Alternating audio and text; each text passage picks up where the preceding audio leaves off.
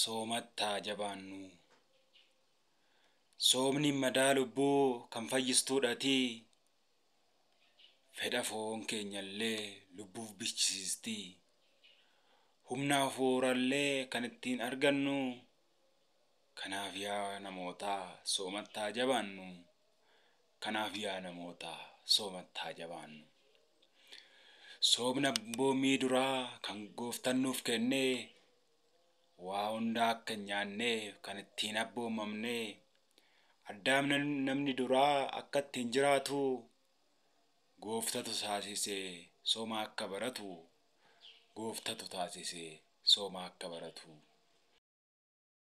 Balasii akka soomuu firii ishee akka hin nyaanne Waaqayyoota abboomee du'aa akka hin duune addaam dogongoree mukittiirra nyaachuun duutitti murtaa'e seera gooftaa cabsuun duutitti murtaa'e seera gooftaa cabsuun namni nyaataan kufee waaqarraa adda ba'ee kanaaf gooftaan dhufee nu'iif nama ta'ee waan hunda raawwatee hojii diinaa jiksee kawaalatti seenuun soomee nu agarsiisee anarraa baradhaas jedhee nu barsiise anarraa baradhaas jedhee nu barsiise.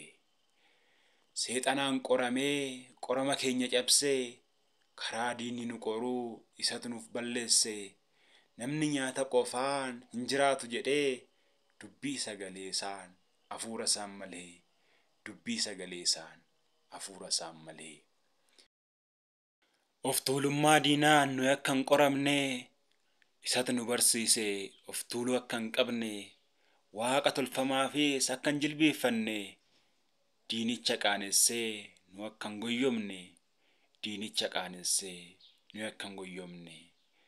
Soomee sooma isaatiin fakkeenya nuuf ta'ee diina isa nu qoruus qaanessee ari'ee nuyi ijoollee isaa immoo soomuu akka qabnu isatu nu ajaje soomatti akka jabaannu isatu nu ajaje soomatti akka jabaannu. Hafuurri akkasii soomaaf kadhannaa malee ba'uu akka hin dandeenye nu gorsee nu illee kanaaf soomuu akka qabnu isatu nu jajjabeesse dubbii isaan cimsee soomuun agarsiisee dubbii isaan cimsee soomuun agarsiisee. Kanaaf yaa namootaa soomattaa jabaannu humna hafuurallee yoo san kan argannu hammeenyarraa fagaannee soomatti haa cimnu. Diina keenya irrattis mo'annaa akka argannu diina keenya irrattis mo'annaa akka argannu. Hojii hafuuraa hundaa soomidha kan dursuu milkaa'ina hundaa soomidha kan gonfachiisu. Raajonni soomanii duuka bu'oonnis itti fayyadamuun ceesisan nuttis itti fayyadamuun ceesisan nuttis. Kanaaf nutis hunduu sooman haa jabaannu. Kadhannaaf sagadaa sitti haa dabalannu. Gaachana Waaqayyoo isaan haa hidhannu. Shira diinaan loluuf humna akka argannu. Shira diinaan loluuf humna akka argannu. Qofaa mitii hammeenya isaa soomnu. Waan badaa yaadurraa hamaa dubbachuurraa ijaan badaa laalurraa lafa badii deemurraa miira hundaan haa soomnu hundinuu adaraa. Miira hundaan haa soomnu hundinuu adaraa. Midhaan irraa soomatii yoo cubbuu hin dhiisne hammeenya raawwachaa maal godha yoo soomne.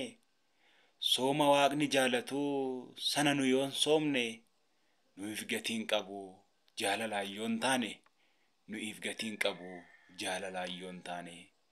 Kanaaf hundi keenyaa sirriitti haa hubannu. Soomnee eebba gooftaa nus akka gonfannu. Soomaa fi kadhannaa sagadatti haa jabaannu. Eebba Waaqayyoorraa akka ittiin argannu. Eebba Waaqayyoorraa akka ittiin argannu.